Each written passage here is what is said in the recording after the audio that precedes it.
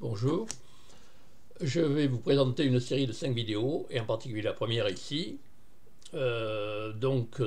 toutes sur Darwin, c'est-à-dire le darwinisme, la théorie de l'évolution, sa succession, la théorie qui a suivi et qui la complète, c'est-à-dire la théorie de l'entraide, qui n'a pas seulement de la compétition dans la nature, mais aussi de l'entraide, et puis la cause animale, qui est un peu l'application actuelle à la morale, aux sociétés de la théorie de l'évolution, puisqu'on n'est plus seul dans la nature et en réalité on est un animal.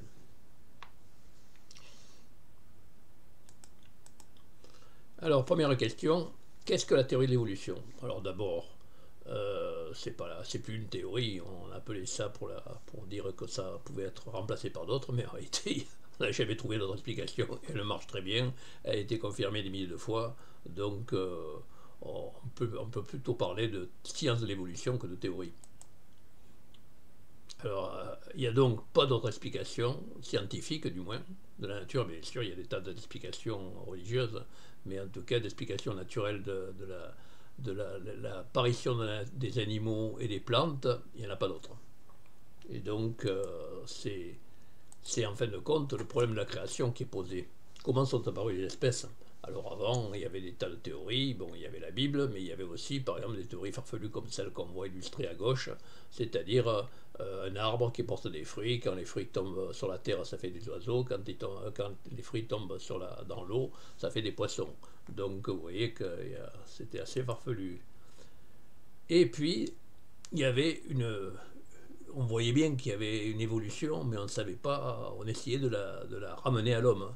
C'est-à-dire qu'on voyait, on partait des poissons, et puis des reptiles, et puis on montait, et puis on arrivait aux mammifères, puis on arrivait aux primates, c'est-à-dire les singes, et puis on arrivait à l'homme, le roi de la création. Bon, évidemment, c'est plus compliqué maintenant, on sait que c'est pas aussi simple. Alors, c'est une révolution complètement intellectuelle, hein, parce que avant on croyait que la Terre était le centre de l'univers, et bien c'est pareil, on s'aperçoit que l'homme n'est pas le centre de l'univers. Et donc ça a des conséquences non seulement en science, mais en philosophie, et en particulièrement en morale, en éthique. Et donc vous voyez, là, en fin de compte, Darwin a obligé l'homme à se rendre compte qu'il était issu de la famille animale comme tous les autres. Et ça résout en tout cas des problèmes qui étaient insolubles, comme le problème des fossiles. Pourquoi des huîtres et des dents de requin se trouvent-ils sur des montagnes où ils n'ont pas du tout leur place, parce qu'ils devraient être dans la mer? Eh bien, en réalité, là maintenant, on arrive à expliquer, d'autant plus qu'en plus maintenant, la théorie de la dérive des continents qui montre que les continents bougent et qu'ils s'écrasent les uns sur les autres et que le fond des mers peut se retrouver sur les montagnes. Alors, Darwin n'est pas le premier, contrairement à ce qu'on croit, à avoir compris que les espèces sont toutes apparentées. Déjà en 350 avant Jésus-Christ, Aristote soulevait le problème, et puis c'est Lamarck le premier qui a donné une théorie générale pour dire qu'en réalité toutes les espèces dérivent les unes des autres. Et comme il a trouvé l'idée, mais il n'a pas trouvé le mécanisme, et donc il a été mis un peu sur la touche, et c'est pourquoi il y a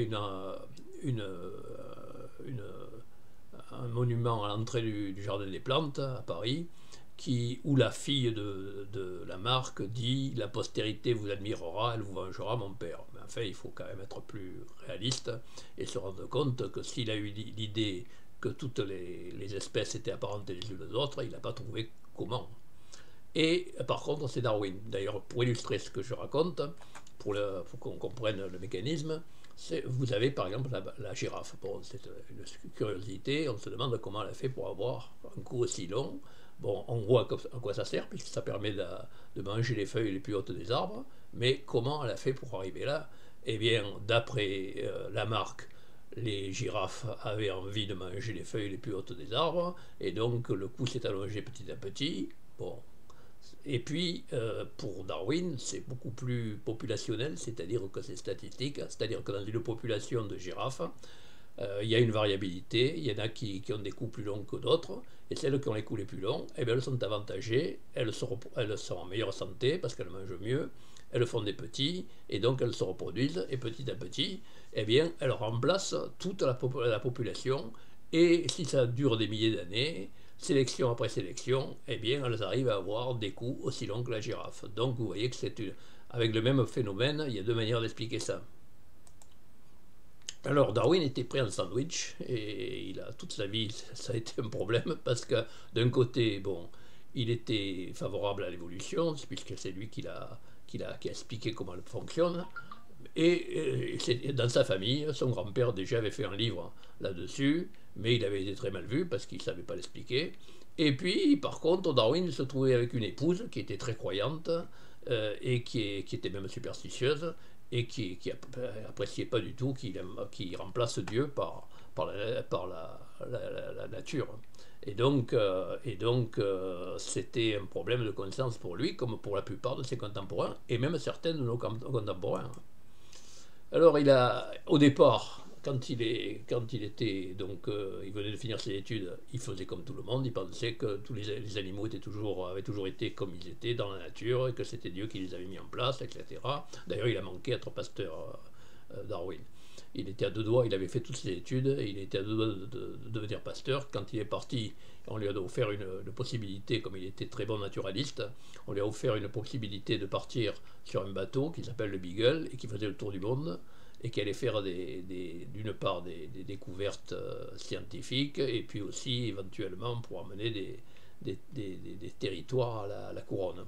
En tout cas, il est parti donc sur ce bateau, et il s'est rendu compte au fur et à mesure qu'il faisait le tour du monde qu'il rencontrait au-delà d'une part des espèces vivantes, mais avec des espèces fossiles qui étaient soit plus grandes, soit plus petites, soit identiques ou différentes. Donc il y avait eu une évolution, il y a toute une partie du passé qui avait disparu. Et donc il s'est dit, c'est plus compliqué que ça n'a l'air.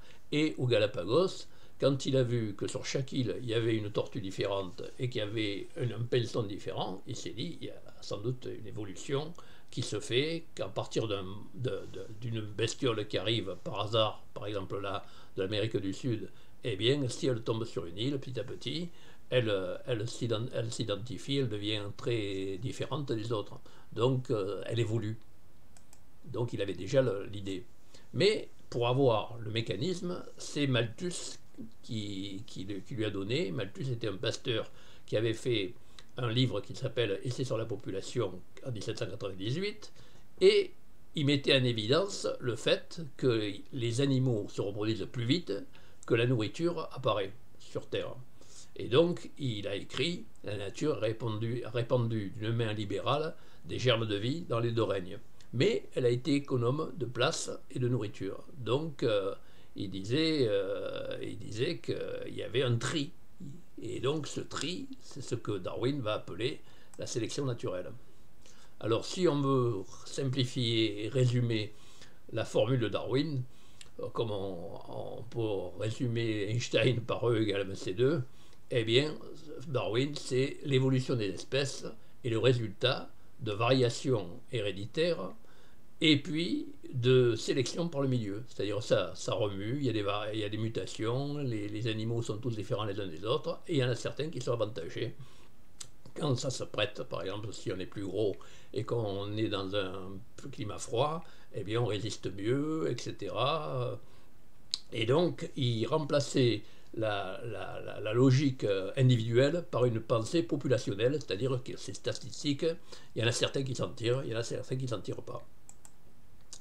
Alors tout ça, c'est uniquement la première partie là, de 5 vidéos, et donc j'ai donné avec beaucoup plus de détails qu'ici, ça dans un livre que j'ai publié en 2014 et qui s'appelle La face cachée de Darwin, où j'explique un peu tout ce que je viens de raconter, avec plus de détails. Et puis il y a un bouquin qui vient de sortir en 2022, et qui est une sorte de Darwin pour les nuls, entre guillemets, mais qui est beaucoup plus savant qu'on le croit, mais qui en tout cas essaie de se mettre à la portée des gens en les prenant par la main, et avec des quiz, des dessins humoristiques, etc. Bon, donc voilà, donc on va passer maintenant à la deuxième partie, la deuxième série. Merci de votre attention.